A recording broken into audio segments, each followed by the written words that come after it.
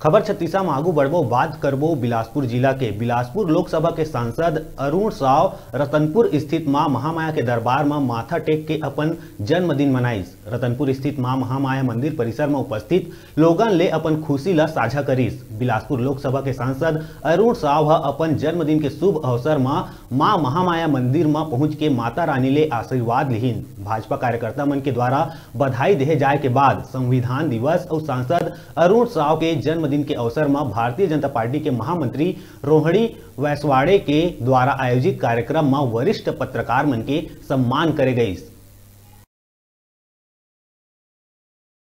भाव के सभी को समान अधिकार, संविधान की रक्षा के लिए संविधान के चौथे स्तंभ के रूप में काम करते हैं और इस कोरोना महामारी के दौरान आपने जनता में जागरूकता लाने के लिए जो काम किया उसके लिए भी सभी पत्रकार साथियों को मैं बहुत बधाई देता हूं। संविधान दिवस की पूर्व संध्या पर आप सभी को बधाई देता हूं।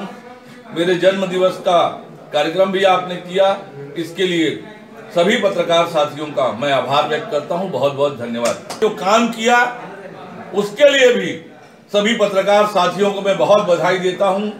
संविधान दिवस की पूर्व संध्या पर आप सभी को बधाई देता हूं। मेरे जन्म दिवस का कार्यक्रम भी आपने किया, इसके लिए सभी पत्रकार साथियों का मैं आभार व्यक्त करता हूं। बहुत बहुत धन्यवाद।